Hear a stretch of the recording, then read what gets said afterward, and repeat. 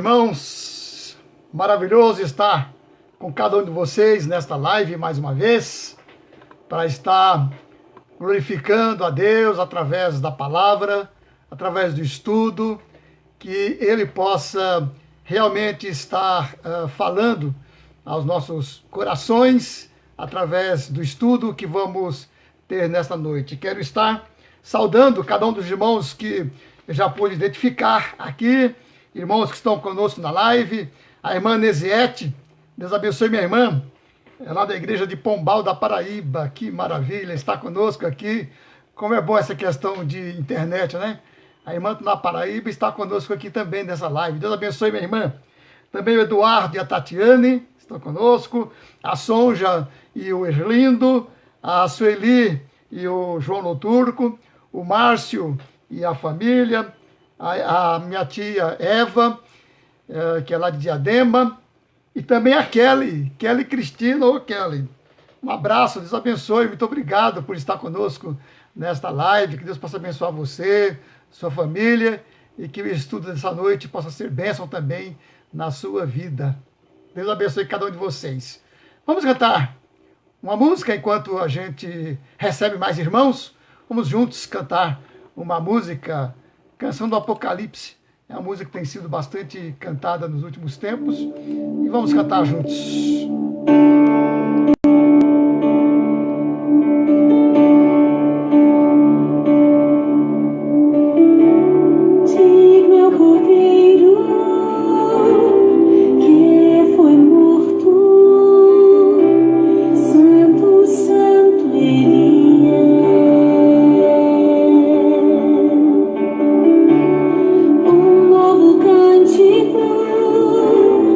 Ao que se assenta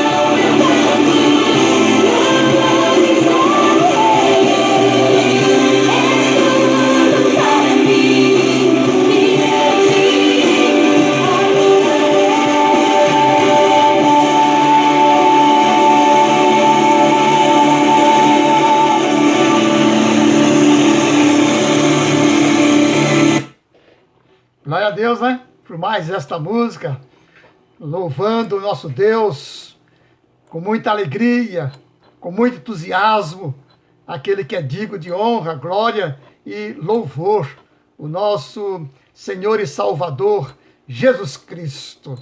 Temos mais irmãos que também entraram conosco para estar compartilhando aqui na live. Queremos saudar também o Márcio, que voltou, né? Na hora que eu saudei, ele não estava, parece que agora caiu outra vez, ele saiu de novo. Às vezes cai a conexão, né? Mas temos mais irmãos, temos a minha cunhada, a Isaura, né? A Carmen, a Helenice, a Maria, nosso irmão Joselito, que está sempre conosco também, meu primo, está sempre aqui conosco também. Deus abençoe, meu amado irmão, cada um de vocês, né? Vamos estar orando e até mais um casal que eu não consigo identificar e está conosco também. Ó, que pena que eu não consigo identificar. Mas um abraço para vocês também. Que Deus possa abençoar cada um de vocês. Vamos estar orando e aí depois dessa oração vamos dar início ao estudo. Mais uma vez vamos estar falando sobre a questão da história da redenção. É o José Daniel. Oh, meu irmão, graças a Deus, graça e paz. É o irmão José Daniel, ele era lá da Vila Pauliceia. Que Deus possa abençoar, meu irmão, sua família. Vamos estar orando então agora e dar início ao estudo, a história da redenção. Vamos orar. Também a Giovana, né? Giovana entrou também agora. Boa noite, minha irmã. Deus abençoe e que você possa estar também sendo beneficiada pela palavra de Deus, crescendo espiritualmente em conhecer a história da redenção.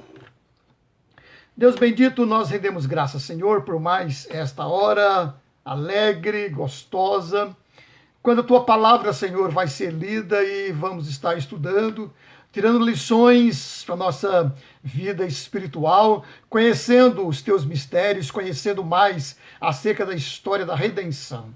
Quero estar rogando bênçãos sobre cada família, cada irmão aqui reunido nesse momento, nessa live.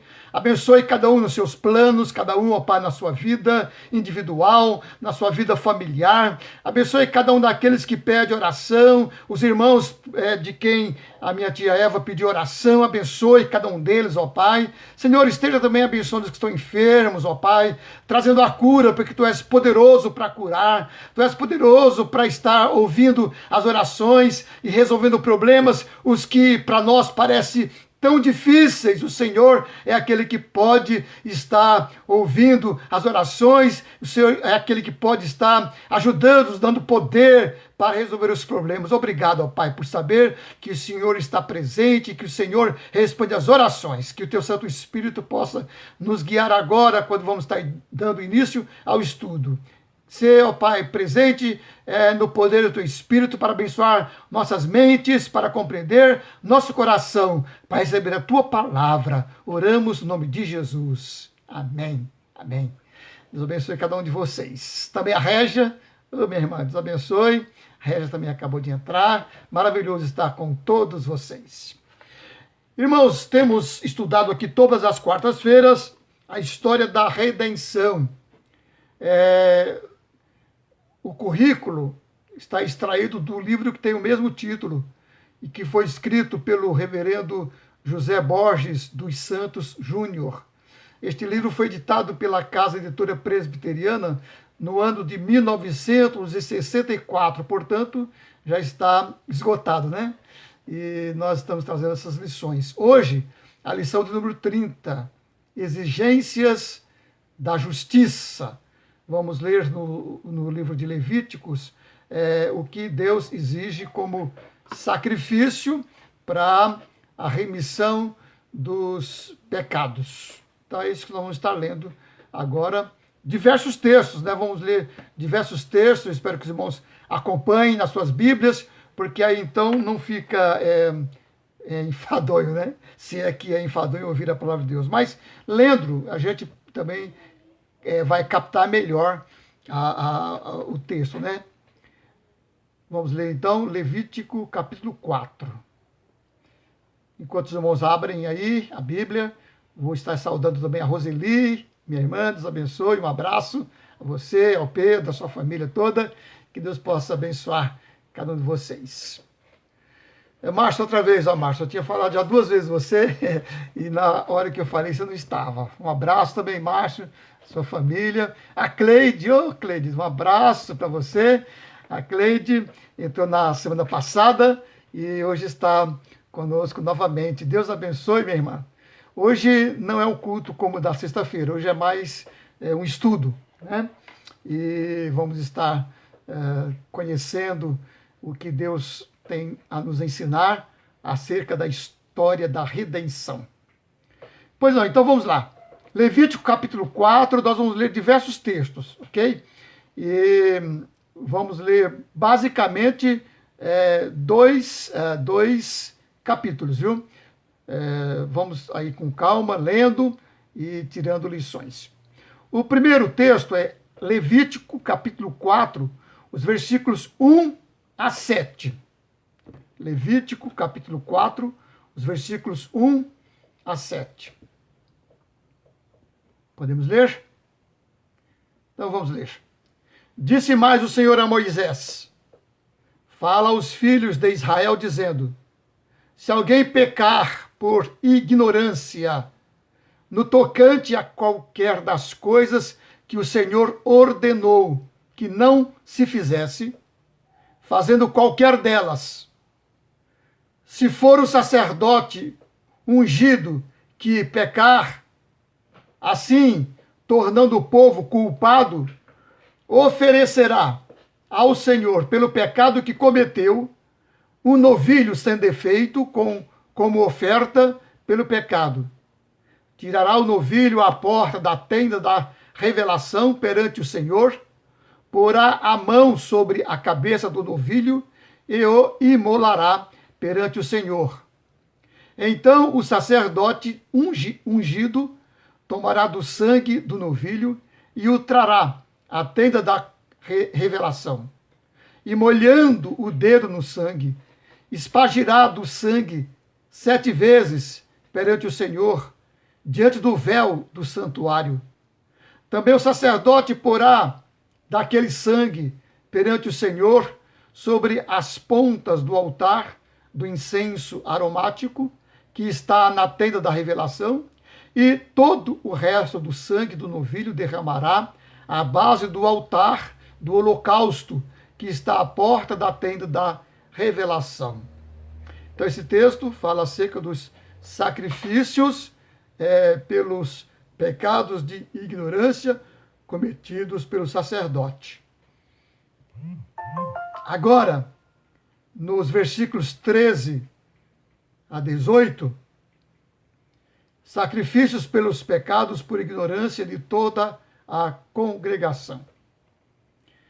Então, se toda a congregação de Israel errar, sendo isso oculto aos olhos da Assembleia, e eles tiverem feito qualquer de todas as coisas que o Senhor ordenou que não se fizesse, assim tornando-se culpados, quando o pecado que cometeram for conhecido, a Assembleia oferecerá um novilho como oferta pelo pecado e o trará diante da tenda da revelação.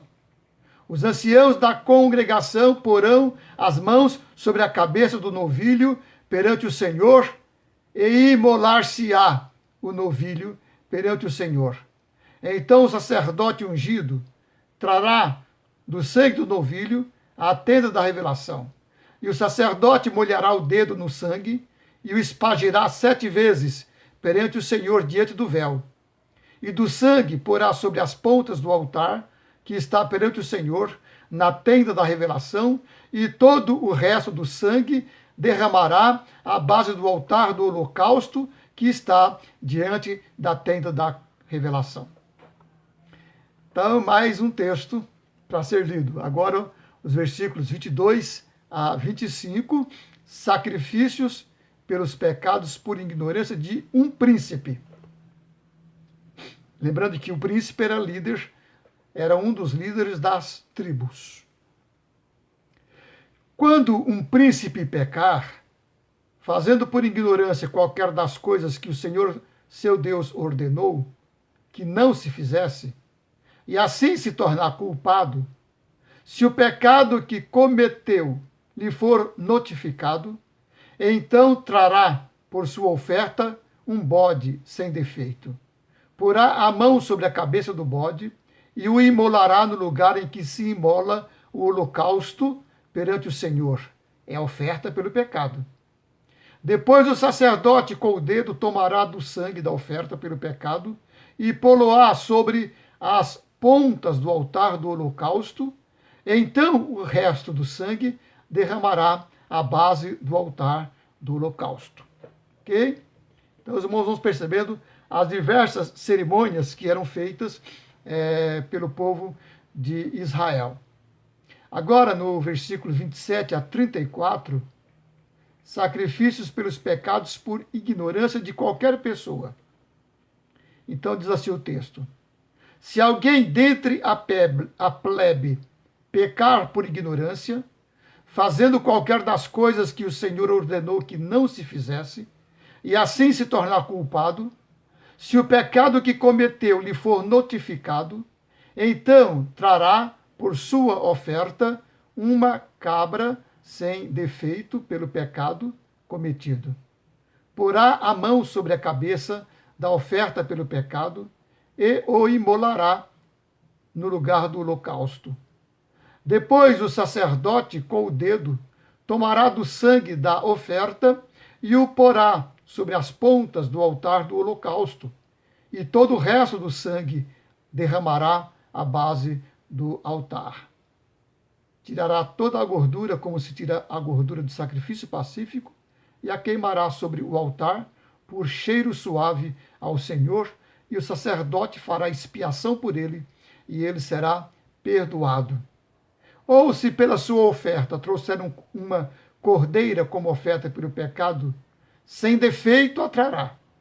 Porá a mão sobre a cabeça da oferta pelo pecado e a imolará por oferta pelo pecado no lugar em que se imola o holocausto. Depois o sacerdote com o dedo tomará do sangue da oferta pelo pecado e o porá sobre as pontas do altar do holocausto. Então todo o resto do sangue da oferta derramará à base do altar.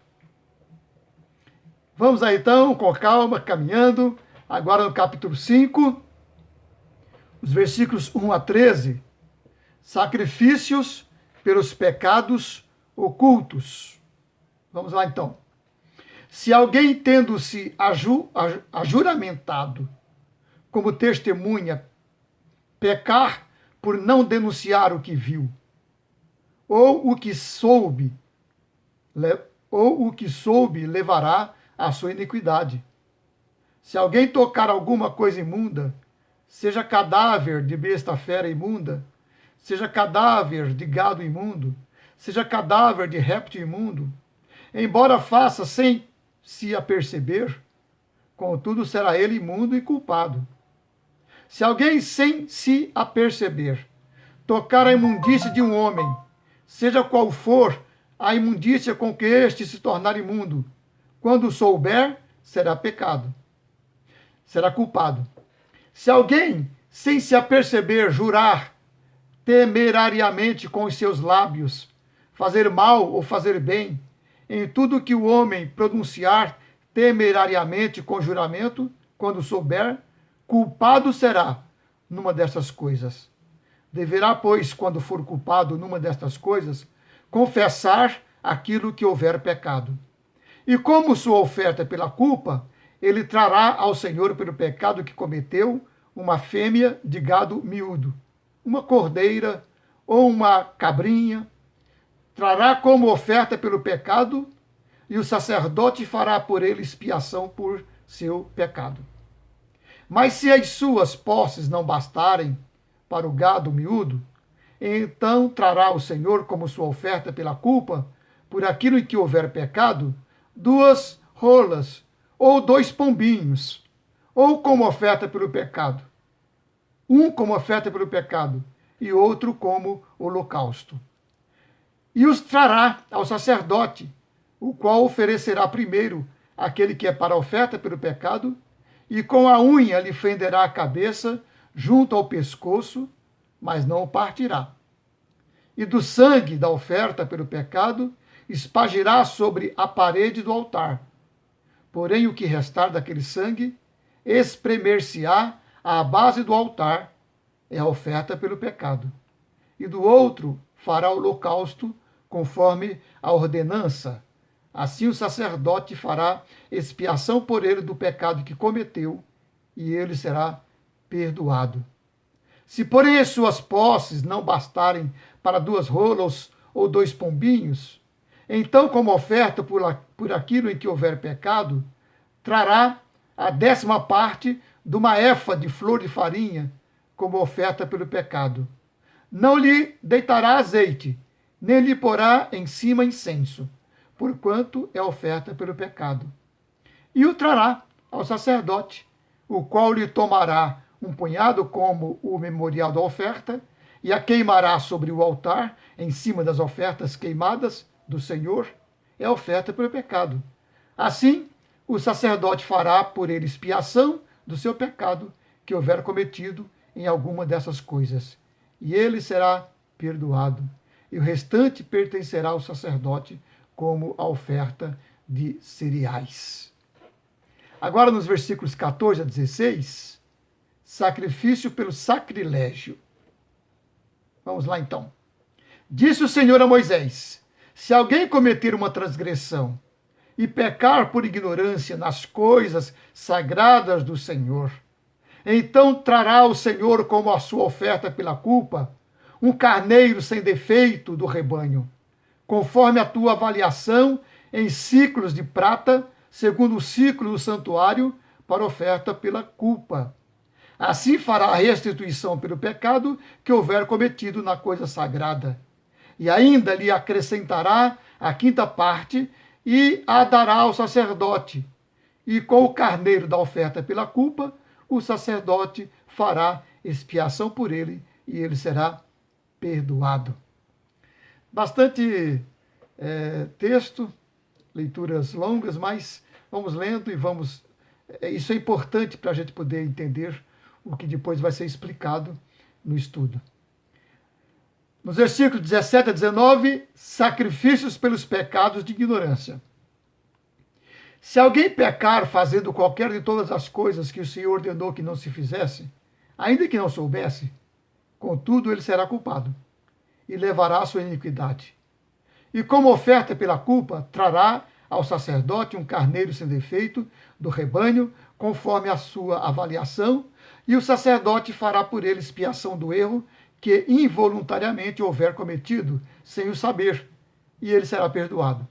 É a oferta pela culpa. Certamente ele se tornou culpado diante do Senhor.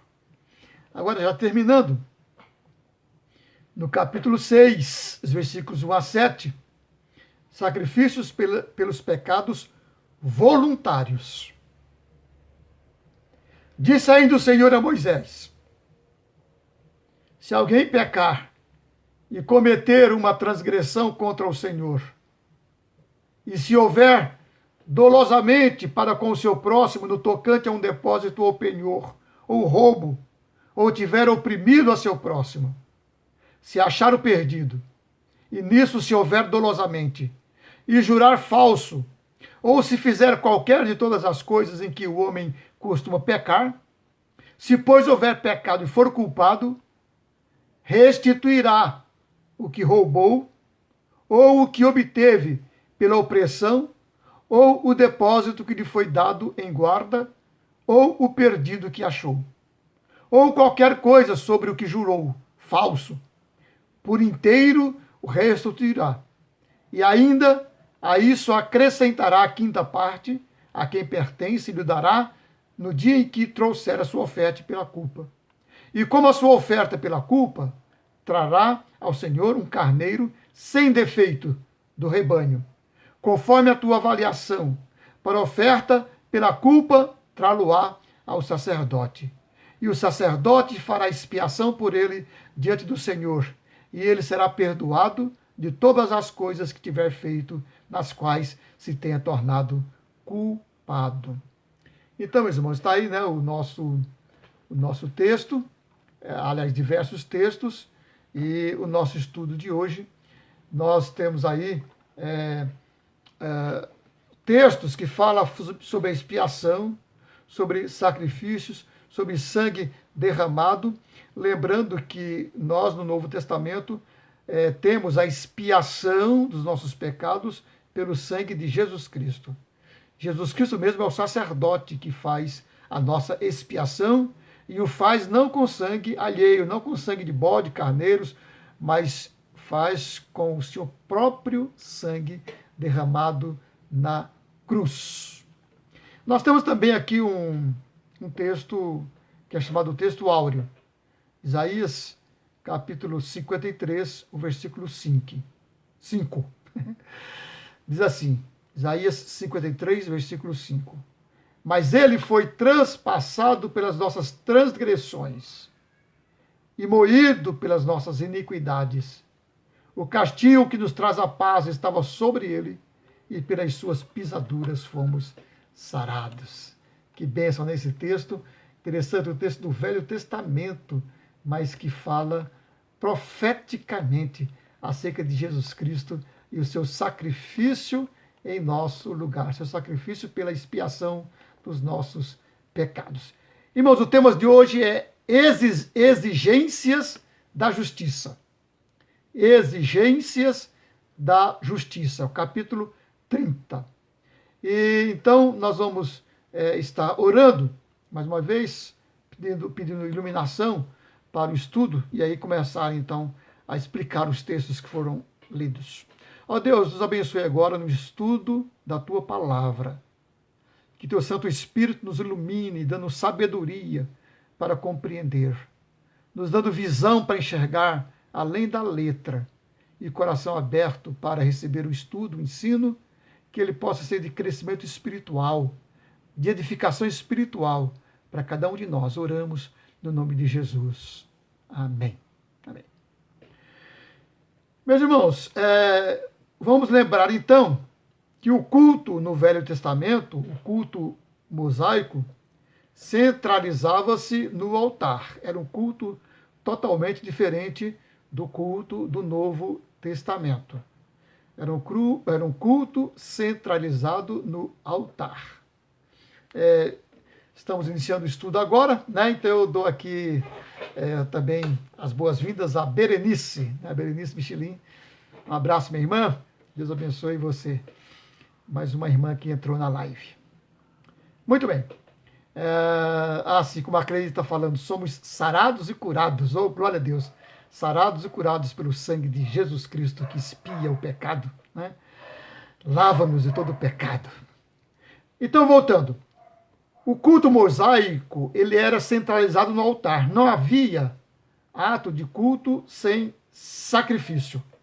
O que importava em duas reações, ou seja, duas noções fundamentais. Primeiramente, que o povo estava sempre pecando.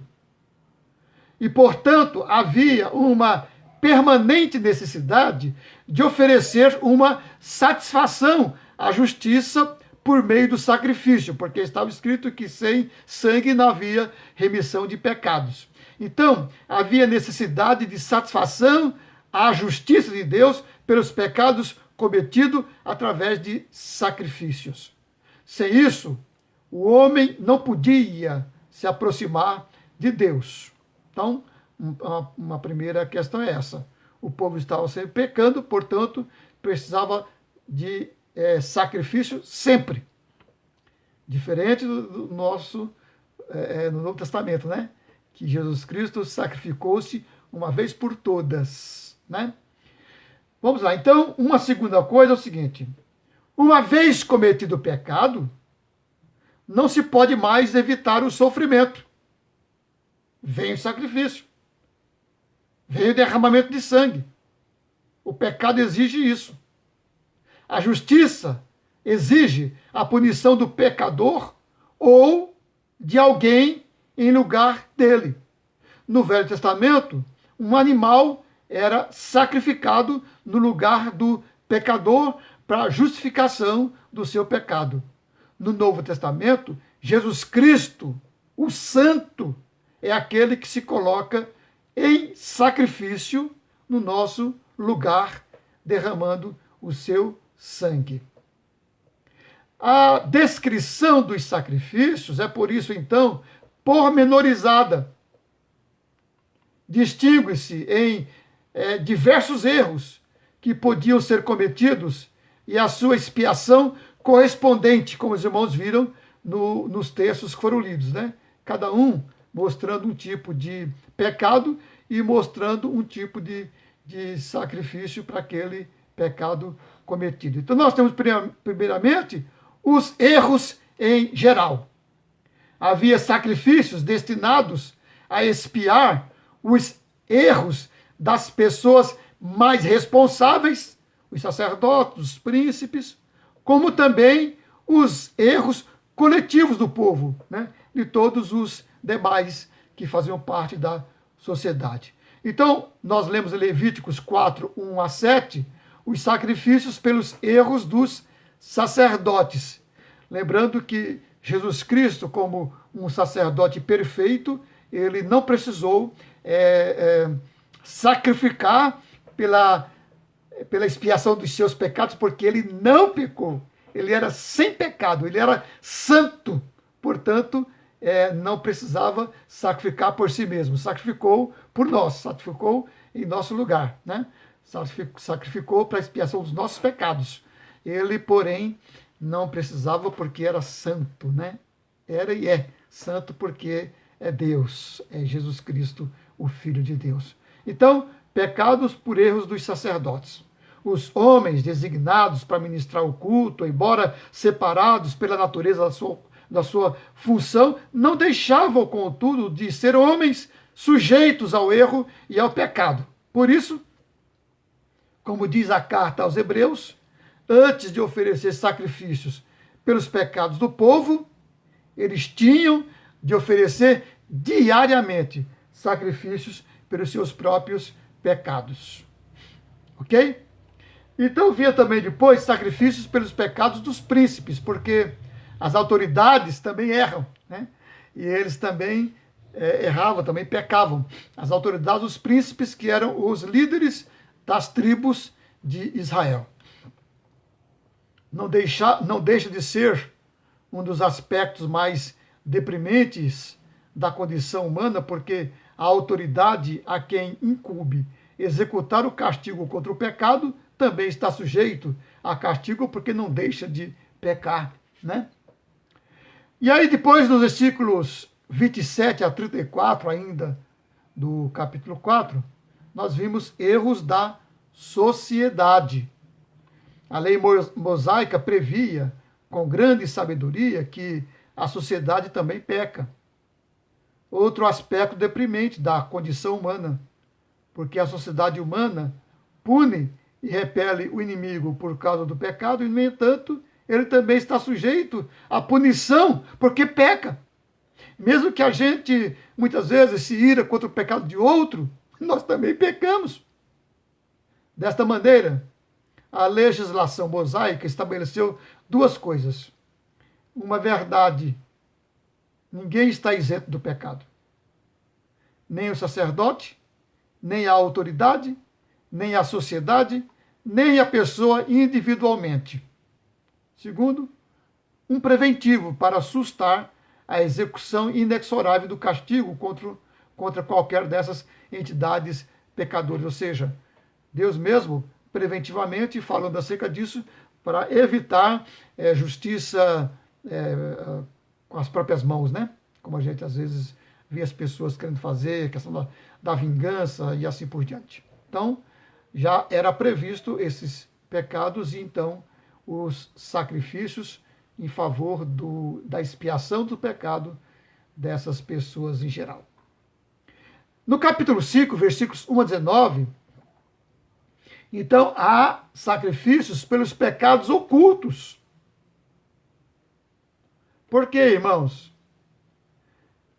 O pecado pode ficar oculto para nós, para os homens, à vista dos homens. mas nunca fica oculto para Deus, porque Deus conhece todo o nosso interior. O salmista fala: sonda-me, ó Deus, e conhece o meu coração, sabe do meu assentar, do meu levantar, do meu deitar. Então, o Senhor é aquele que sonda o coração, ele nos conhece por dentro. Então, fala no capítulo 5, do versículos 1 a 19, dos pecados ocultos. Tratava-se, nesse caso, de duas formas de pecado. Primeiro, o pecado consciente, mas desconhecido. A pessoa sabia, mas os outros não sabiam. Em outras palavras, a única pessoa a saber do pecado era o próprio pecador. Não houve escândalo público, mas o pecador sabe que errou, embora as outras pessoas não soubessem. Às vezes até fica sabendo depois, né? Mas ali é quando ainda está desconhecido. E depois o pecado de ignorância, quando a pessoa peca, mas ele não tem assim aquela consciência do pecado, né? Foi involuntário, foi sem o saber, né? Mas nós pecamos, né? A Bíblia, todos os seus ensinos nos faz entender que a gente peca por pensamentos, né? Por atitudes, né? Por ações, né? Mas também peca por omissão, né? Peca por não fazer o que deveria fazer e por isso às vezes fica como que na ignorância, né? Aqui tem um abraço também do Francisco Pitico. Ô, Francisco, Deus abençoe. Abençoe você. Um grande abraço. Né? Ok, pecados de ignorância. Então, é impressionante, irmãos, a clareza da lei de Moisés nesse particular. Porque a lei era dada. E transgressão da lei é transgressão. Nós temos no nosso catecismo, o catecismo de Westminster, ele fala assim que pecado é toda transgressão contra a lei de Deus. Qualquer erro, qualquer transgressão, qualquer quebra da lei é pecado. Então, Moisés então vai esclarecendo acerca dos pecados, né? E então a transgressão da lei é pecado, haja conhecimento ou não da lei transgredida. Às vezes a pessoa não conhece a lei. E aí transgride a lei por falta de conhecimento. Mesmo assim, ele errou. Porque a lei existe. E se ele quebrou a lei, mesmo que ele não conheça, ele é culpado. Né? Assim também nos dias de hoje. Assim também com relação à lei. Nós não conhecemos todas as leis, mas se nós quebramos uma das leis, somos punidos pela quebra da lei. Então, a lei existe, né? A lei existe. Se ela é transgredida, se a gente transgride a lei, então a gente errou. Então, a transgressão da lei é transgressão, haja conhecimento ou não da lei transgredida. O texto chega até a ser explícito, porque fala assim: se alguma pessoa pecar e obrar contra algum de todos os mandamentos do Senhor, ainda que o não soubesse, ou seja, ainda que o não conhecesse, contudo, será culpado e levará a sua iniquidade. Ok? Para todos esses casos, a lei dispunha de um sacrifício, a fim de que a pessoa que transgrediu a lei, ocultamente, ou por ignorância, fosse perdoada. Né?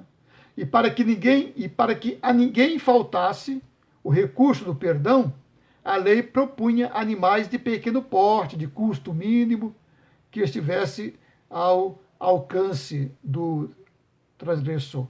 O que fica bem claro é que depois de pecar, ninguém se livraria da pena do pecado, ou seja, ninguém se livra da pena do pecado. Ou aceitava a expiação que Deus lhe propunha, ou sofria ela mesma o castigo. Ok? Em consonância com esse ensino da legislação mosaica está a doutrina do Novo Testamento. A primeira palavra de Cristo na cruz foi: Pai, perdoa-lhes, porque não sabem o que fazem. eles ignoravam, mas nem por isso deixavam de ser culpados. Tanto assim que Jesus implorava perdão para eles.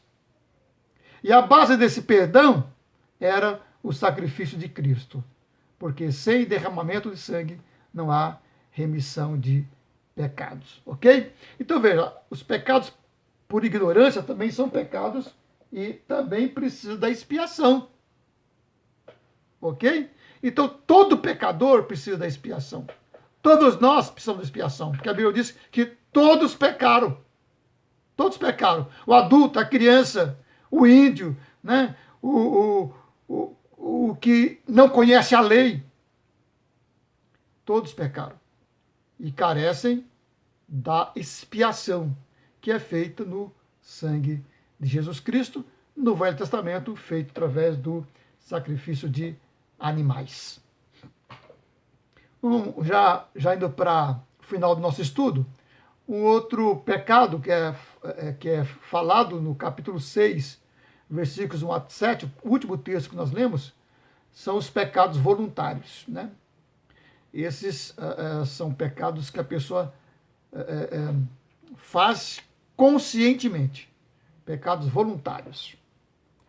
A lei mosaica previa medidas severas contra certas formas especiais de pecados, os chamados pecados voluntários. Nesse caso, a pessoa era obrigada a fazer duas coisas: fazer a reparação do mal praticado. Nenhuma pessoa que prejudicasse os outros podia deixar de oferecer uma reparação perfeitamente justa. E depois de oferecer essa reparação imposta pela lei, essa reparação significava devolver a pessoa, né? Pagar a pessoa, né? Seria reparar o mal que fez. E depois de fazer isto, reparar a pessoa, então ela era obrigada a oferecer o sacrifício de um carneiro.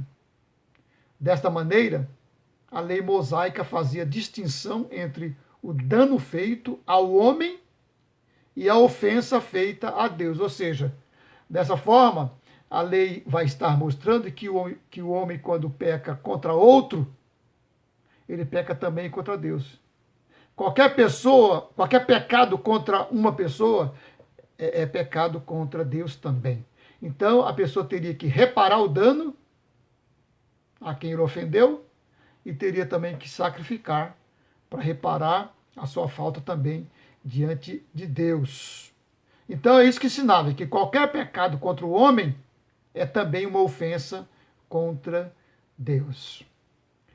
Os sacrifícios para expiar a culpa obedeciam a alguns requisitos, né? O primeiro é que os animais precisavam ser animais perfeitos, sem mancha. Assim, por meio de um símbolo, o povo aprendia que só o que é perfeito e sem mácula é o que satisfaz a justiça de Deus. Ok? Deus quer o que é perfeito. Assim, Jesus Cristo, o homem perfeito, se ofereceu a Deus sem mancha, sem pecado, sem mácula, o santo, perfeito, perfeitamente homem, perfeitamente Deus, sendo oferecido em sacrifício para satisfazer a justiça de Deus em reparação do pecado de todos nós. Não dele, voltando a repetir, porque ele não pecou, certo? Então, o animal tinha que ser sem mancha, tinha que ser perfeito. Irmãos, Deus quer sempre coisas perfeitas. O nosso culto tem que ser um culto perfeito.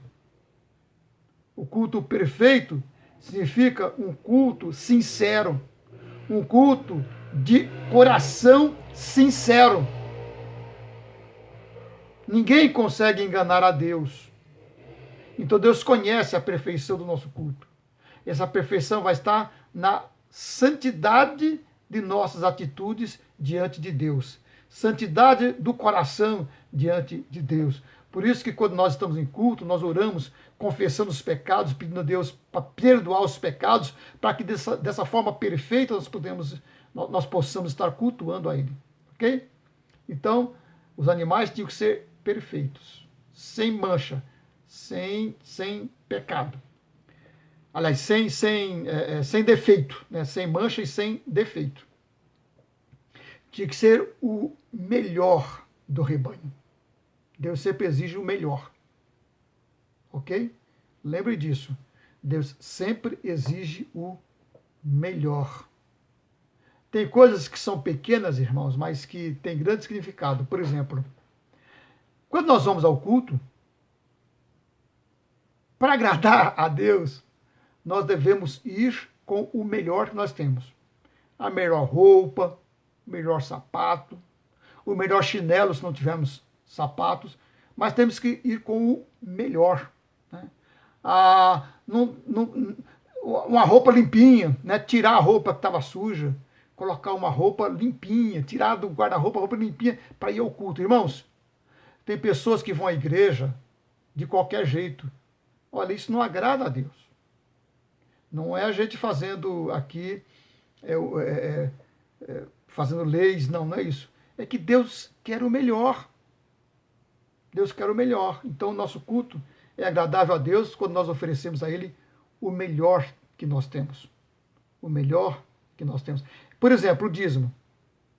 Deus não se agrada com a sobra. Com referência ao dízimo, Deus quer que seja o primeiro a ser separado. Primeiro eu separo o dízimo. Depois eu separo o açougueiro, a farmácia e assim por diante. Entendeu? Porque Deus é aquele que exige de nós, ou seja, que se agrada quando nós oferecemos a Ele o melhor, o perfeito. Ok? Pois bem, então a primeira coisa é isso.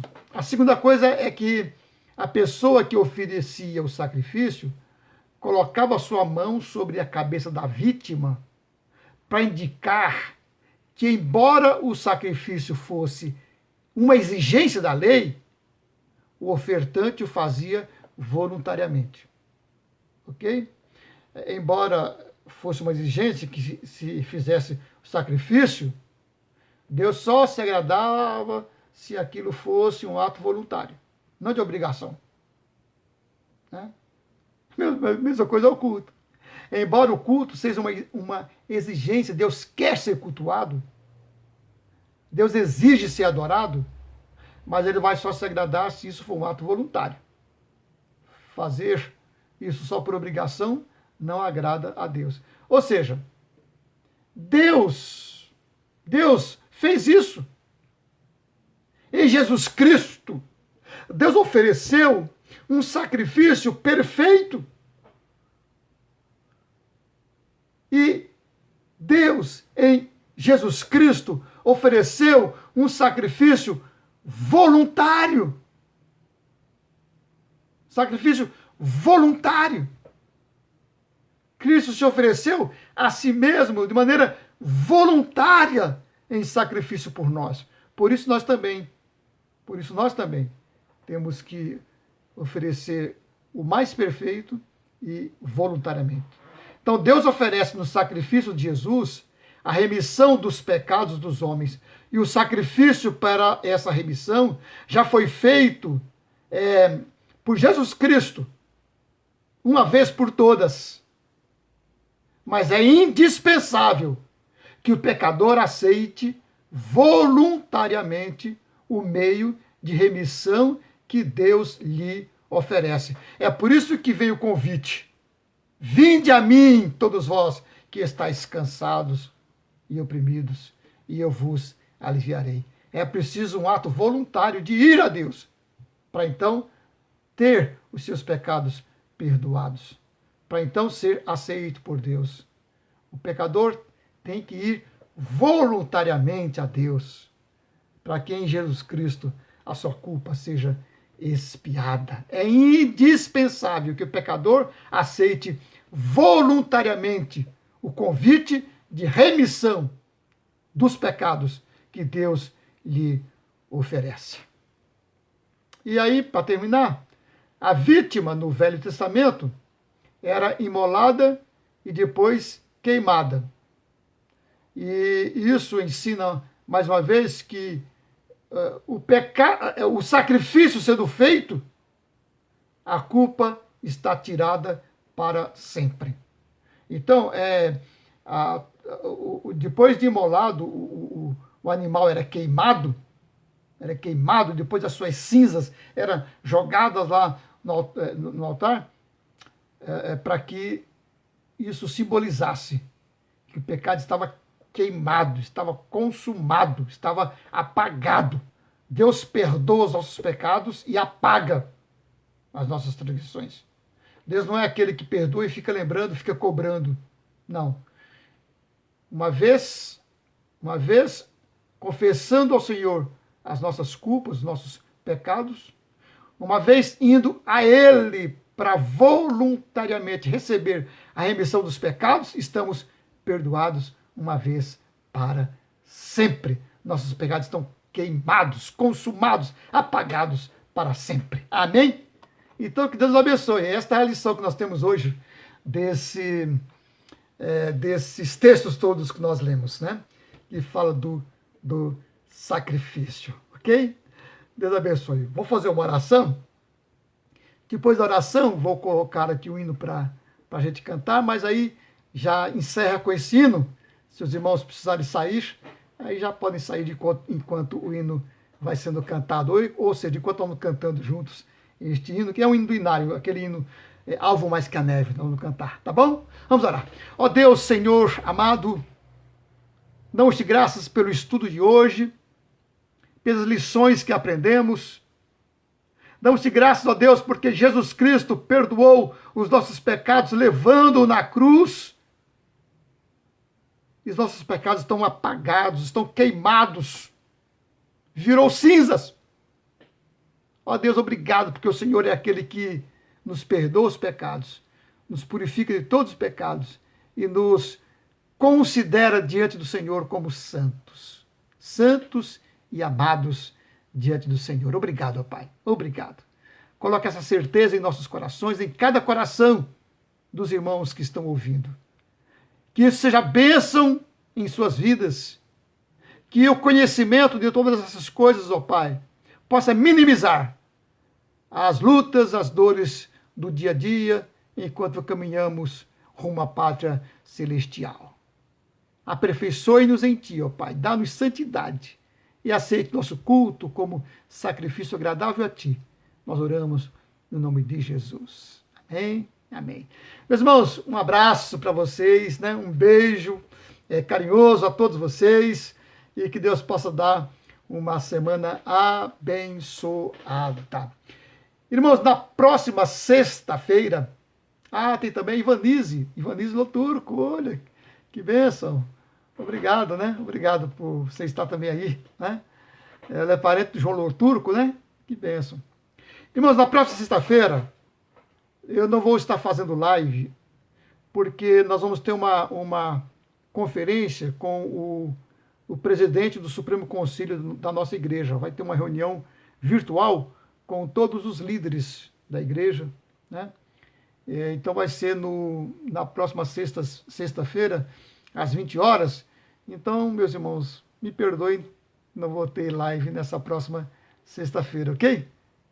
Fica para, então, o domingo, às 18 horas, nosso culto pelo YouTube, né? Os irmãos podem assistir o culto pelo YouTube lá na igreja, ok?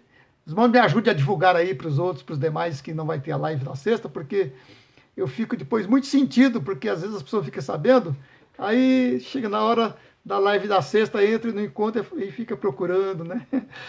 Ok? Deus abençoe, meus amados. Então, como eu falei, eu vou deixar tocando aqui o hino e a gente, então, se despede com este hino. Que Deus abençoe. Tenham todos um final de semana muito abençoado. Ok? Um abraço a todos. Deixa eu só colocar aqui.